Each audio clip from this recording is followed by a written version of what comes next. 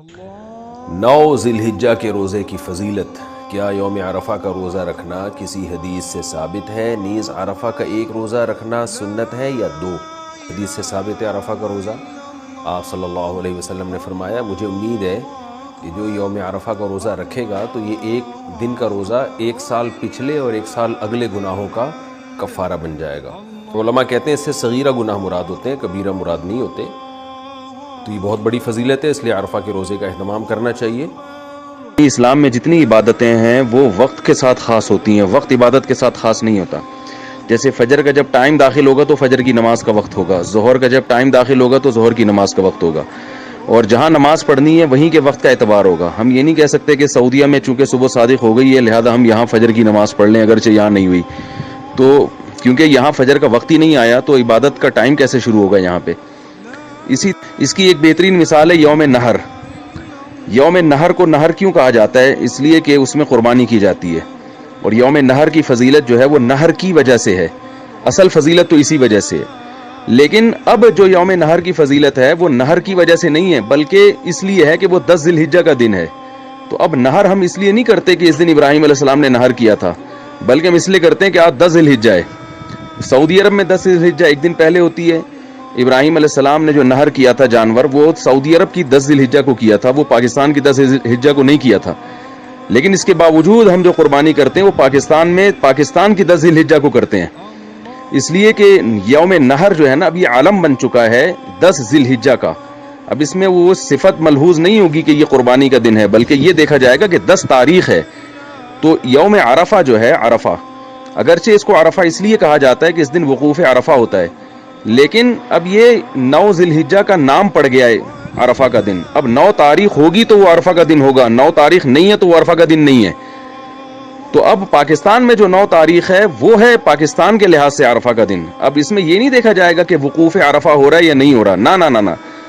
سعودی عرب میں بھی جو وقوف عرفہ ہے وہ اس لیے ہے کہ وہ 9 تاریخ ہے، 9 تاریخ نہ ہوتی تو وقوف عرفہ نہ ہوتا۔ تو پاکستان میں جب 9 تاریخ ہے ہی نہیں تو وقوف عرفہ کا پاکستان کے حساب سے دن ہی نہیں آیا۔ تو اب جو یوم عرفہ کے روزے کا شریعت نے حکم دیا ہے، جو حدیث میں آتا ہے عرفہ کے دن روزہ رکھو، تو یہ عرفہ کا دن کا مطلب ہی حدیث کا یہ کہ 9 تاریخ کا روزہ رکھو، کیونکہ عرفہ کا دن یہ علم ہے، یہ نام پڑ چکا ہے 9 ذی الحجہ کا، اور ایک روایت میں صراحتاً 9 تاریخ کا بھی تذکرہ ہے۔ تو یہ اس لیے بالکل بے غبار روایات سے اور یہ قیاس سے اور فقہ کے اصول ہیں ان تمام باتوں سے یہ پتہ چلتا ہے کہ ہمارے ہاں جو یوم عرفہ ہے وہ 9 ذی الحجہ ہے۔ تکبیرات تشریق بھی 9 تاریخ سے شروع ہوتی ہیں۔ تو کیونکہ عبادات جو ہے نا اس میں وقت کو اہمیت ہوتی ہے، وقت کے لحاظ سے عبادت ہوتی ہے، عبادت کے لحاظ سے وقت نہیں ہوتا۔ یہی وجہ ہے کہ آپ دیکھ لیں کہ جیسے روزے کا دن ہے، یعنی قربانی ہے، تکبیرات تشریق ہیں، وہ سب تاریخوں سے ان کا تعلق ہے۔ تو عرفہ کا جو روزہ ہے نا، عرفہ کا روزہ وہ بھی ایک عبادت ہے، تو اس کے لیے بھی ایک دن شریعت میں متعین ہے، اور وہ دن ہے یوم نہر سے پہلے والا دن، یعنی یوم عرفہ، اور یوم عرفہ پاکستان میں 9 ذی الحجہ ہے۔ تو اس لیے یہ بالکل بے غبار طریقے سے یہ بات ثابت ہے عقل کی روشنی میں اور شریعت کے جو دیگر حکام پر اگر قیاس کیا جائے، اور خود حدیث میں 9 تاریخ کا بھی تذکرہ ملتا ہے، تو ان تمام باتوں سے بالکل بے غبار طریقے سے یہ بات ثابت ہوتی ہے کہ جن ملکوں میں 9 تاریخ نہیں ہے وہ ملک روزہ نہیں رکھیں گے۔ اس کی ایک اور دلیل یہ ہے کہ دیکھیں اگر سعودیہ کے حساب سے ہم چلیں گے تو جب وقوف عرفہ سعودی عرب میں ہوتا ہے، امریکہ میں اس وقت رات ہو رہی ہوتی ہے، تو کیا امریکہ والے کو کی اجازت ہے کہ وہ روزہ رکھنا شروع کر دے اس لیے کہ اب وقوف عرفہ ہو رہا ہے؟ وہ بالکل روزہ نہیں رکھ سکتے، کیونکہ وہاں ٹائم ہی شروع نہیں ہوا ہے۔ تو جب امریکہ میں امریکہ کے ٹائم کے لحاظ سے چلا جائے گا تو پاکستان میں پاکستان کا ٹائم کیوں ہم اس کا اعتبار کیوں نہیں کریں گے؟ اہم چیز روزہ، اس سلسلے میں خاص طور پر 9 ذی الحجہ کے روزے کی فضیلت بہت آئی ہے۔ 9 تاریخ کا روزہ رکھنا، جس کو یوم عرفہ کہا جاتا ہے، جس روز حاجی حج کرتے ہیں، عرفات کے میدان میں سب سے زیادہ لوگوں کی بخشش ہوتی ہے، بے شمار لوگوں کی گردنیں آگ سے آزاد ہوتی ہیں۔ تو جو لوگ وہاں نہیں پہنچ سکتے وہ اپنے گھروں میں روزہ رکھ سکتے ہیں۔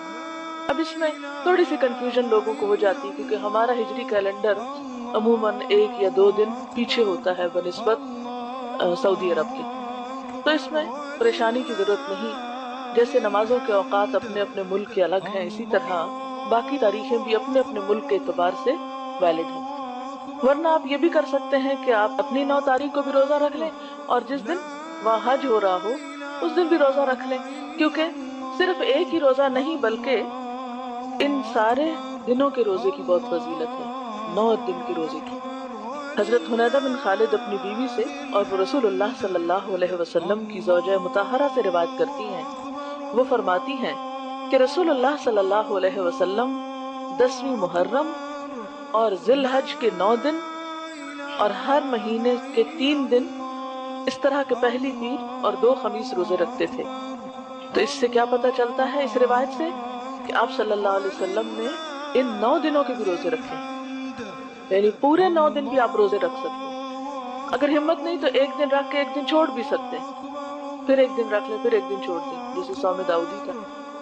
تو جو آپ کو سہولت ہو، ورنہ ایک دن کا روزہ تو لازمی رکھیں، اور وہ کیا 9 ذی الحج کا. اس کا ثواب کیا ہے؟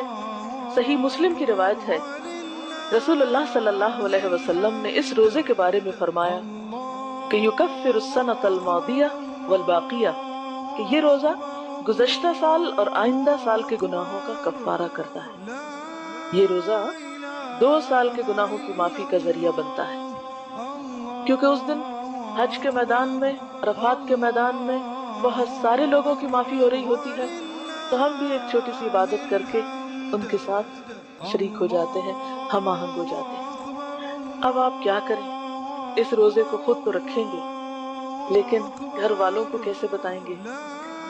آپ اس حدیث کو لکھ کر کہیں لگا سکتے ہیں، زبانی بھی بتا سکتے ہیں جہاں آپ مناسب سمجھیں. مثلاً آپ کیسے بتا سکتے ہیں کہ ایک دن پہلے آپ کہیں کہ میں سوچ رہی ہوں کل روزہ رکھ لوں. گھر والوں کو مثلاً شام کے کھانے پہ آپ کہیں کہ میرا دل چاہ رہا ہے کہ کل میں روزہ رکھوں، تو پوچھیں گے کہ کیوں، تمہیں کیا ہو گیا ہے، کوئی منت مانی ہوئی ہے؟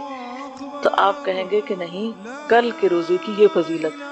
تو کہیں گے کہاں لکھا ہوا ہے؟ تو آپ لکھا ہوا نکال کے دکھا دیں. پھر اگر وہ رکھنا چاہیں تو ان کو بھی سویرے جگا دیں، اور اگر وہ نہ رکھنا چاہیں تو ان کو برا بلا نہ کہیں. اب بات یہ ہے کہ اس روزے کو خالصتاً اللہ کی رضا کے لیے اور گناہوں کی بخشش کے لیے اپنے گناہوں اور قصوروں کا اعتراف کرتے ہوئے اللہ تعالیٰ سے دعا بھی کریں اس دن، اور جب روزہ افطار ہو تو اس وقت پھر مزید دعا مانگیں انشاءاللہ تعالیٰ. تو یہ آپ کے لیے ایک بہت بہترین نیکی ہوگی. مطلب عرفہ کے دن کا روزہ جو گزر گیا اور جو آنے والا 1 سال ہے، مطلب 2 سال، جو ایک چلا گیا جو پاس اور جو فیوچر آنے والا ہے، 2 سال کے گناہوں کا کفارہ بن جاتا ہے. تو لہٰذا حاجی نہیں رکھیں گے ادھر کی روزہ. آپ صلی اللہ علیہ وسلم نے خاص طور سے صحابہ سے دودھ منگوا کر پیا تاکہ لوگوں کو پتہ چل جائے اس دن روزہ نہیں ہے. لیکن غیر حاجی ہم اور آپ اگر حج کو نہیں جاتے ہیں تو اپنے مقیم اپنے شہر میں 9 ذی الحجہ کو یا جو عرفہ کے دن جو ہم روزہ رکھیں گے ادھر.